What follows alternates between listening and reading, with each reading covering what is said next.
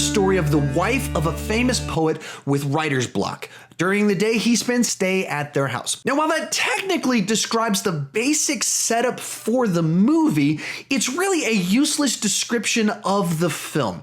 Most of my reviews, I start them off by trying to describe the plot and the genre of the movie. The assumption is that when you're trying to decide if you want to go see a movie and if it's for you, the most important thing is the plot and the genre. Do those things appeal to you, and are they executed well?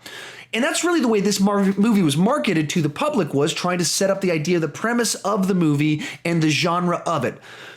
But that's not really the type of movie that this is. Forced together with a dream-like story told in a dream-like manner. And when I say that, sometimes our dreams are very realistic, but there's something a little bit off about them, and parts of this movie feel like that.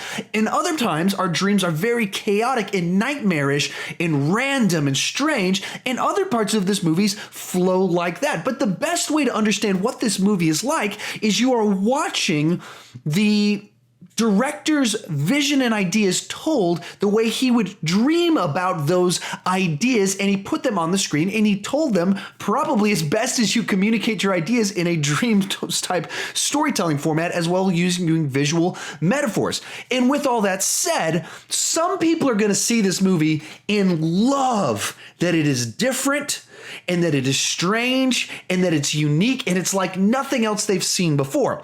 And other people are going to go see this movie, and they're not going to see a movie. They're just going to see strange, random, chaotic mess thrown up on the screen that just looks pretentious. And what you see depends on kind of your background and your expectations going into the movie. So think about it this way. If someone hands you a cup and they tell you that it's Dr. Pepper, and you go to drink it, and it's actually unsweetened tea, and you're expecting your tongue to be hit by sugary sweet Dr. Pepper, and it hits your tongue, and it's a bitter tea, your first reaction is to spit it out of your mouth. Now, you might like unsweetened tea, and you might not like unsweetened tea. I don't like unsweetened tea at all, so no matter what, I'm going to think that's gross. But you might actually like unsweetened tea, but if you go into it thinking that you are getting something sweet and you get something bitter, your first reaction to it is to want to spit it out. And if you look at this past weekend's reaction to this film, that's really what you saw. A movie that's very different, that was marketed as something that it really wasn't. So people were expecting one thing and they got something else. And in this particular case, what they were given is not something that really appeals to a broad group of people. Most people, when they go to the movies, they're looking for a story and a genre and characters populating it that they enjoy seeing. Whereas this is, like I said, visual metaphors, exploring ideas with dreamlike storytelling. So with all that said, I'm going to try and review it from the perspective of that's what this is, and you review that differently than the way you review a normal type story, because if you viewed this the way I would review most movies, I'm talking about plot holes and the lack of logic. Well, if you're doing visual metaphors and you're doing dreamlike storytelling, kind of logic goes out the window. It's not the right way to evaluate this. You can't evaluate something bitter based off of how sweet it is. Once again, that's why it's so important to understand what this movie is. So let's talk about the good. And right off the bat, all the actors in this just give great performances. There's one person in it that's a celebrity cameo that I won't tell you what it is, that's in the movie. As soon as this person appears, you'll know what I'm talking about. It's 2/3 of the way through the movie and very off-putting. So I thought that was off. But besides that, everyone else does a really good job acting in the way you're supposed to act in the scenario that they're in this they're acting that fit perfectly with what the movie's going for in these situations. So right off the bat, you have to talk about the actors just do a really great job. Some of it's kind of funny because half the movie, Jennifer Lawrence is just doing the wide-eyed shot, and like in some of the promotional images, they've shown this one picture of her with these big wide eyes, and I was like, that's a really specific image to use for the marketing, and then you see it all throughout the movie. So it's like, any random shot in the movie could flip a coin and it could be that one. And then beyond that, you got to talk about just the direction and the way it's crafted, and that he manages to pull off creating this sense of being in this dreamlike state in lack of comfort and unease. And there's a chaos to it, but somehow it's kind of still tied together. And there's a randomness, but you can follow along with the path of the randomness.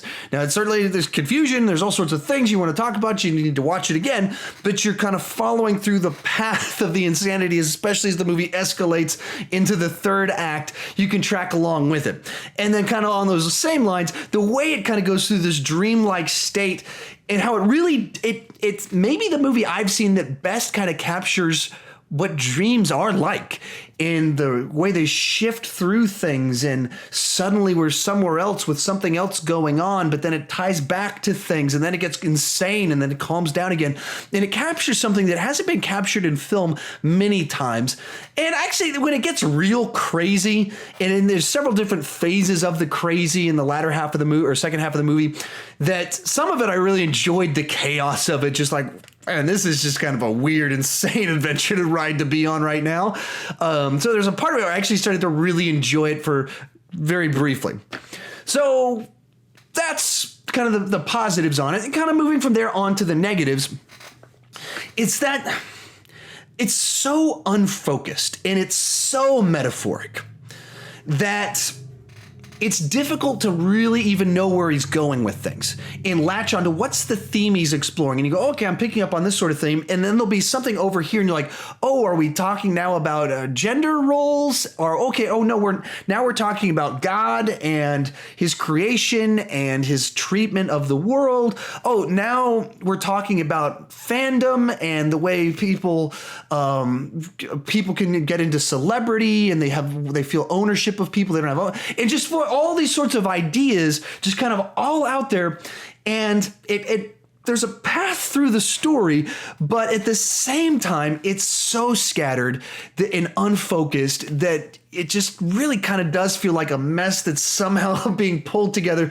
simply by the fact that he's a talented enough director to be able to do that. But as a writer putting ideas on paper, there's too many in there going in too many different directions for it to feel like a cohesive thing that ties together properly. And so I was picking up on certain things, and even I haven't read up on too many different things. I've had a little bit of conversations with a couple people, and they were taking it in one direction, I was taking it in one direction, and that sort of thing kind of frustrates me at times when it's so out there that you really don't even know what you're supposed to lock in on. And then just kind of going back to my original metaphor of soda versus unsweetened tea, I'm a soda person. I like to be entertained. I talk about Taco Bell movies all the time and just how there's ones you like to consume quite a bit, and I like it sweet. I don't necessarily like it bitter. And so just as the actual question of, is this a type of movie that appeals to me? Not really. To that kind of point of just all the metaphors and lack of meaning in things, I'm not metaphoric when it comes to things like this. I don't like to explore tough issues of religion and faith and gender roles and through abstract art. That's not the way I process things like that. So this isn't something that naturally appeals to me. So the process of watching the movie was frustrating and kind of dull on the first end, and then kind of more interesting on the second half as it got a little bit more chaotic, and then kind of repugnant in some of the directions he went and how dark it goes in some of the stuff that explores and the imagery that is used to make some points.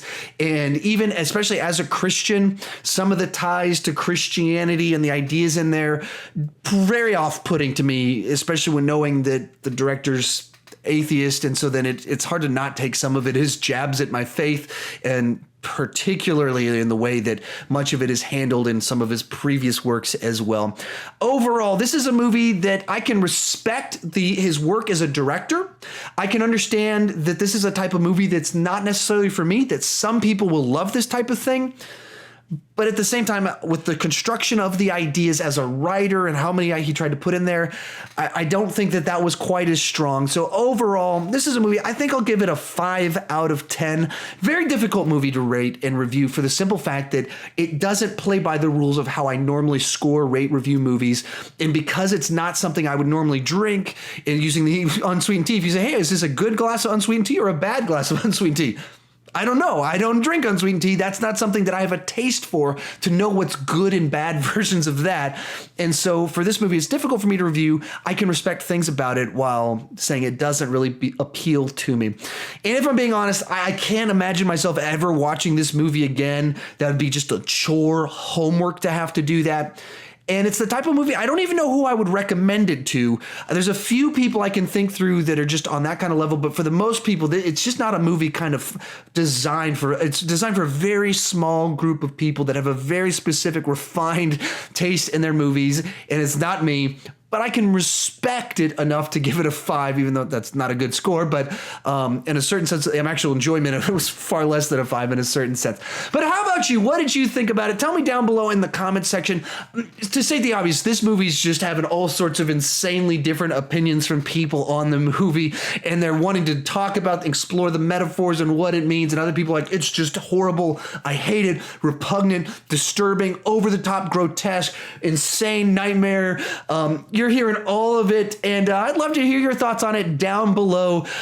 See where you kind of want to go with this one. I'm not a fan of the director. I haven't watched most of his stuff. I liked Pi back 15 years ago, but Requiem for a Dream was a little bit too wacky for me, even back when I was a young, angry person. So anyway, if you're new to my channel, please consider clicking that subscribe button.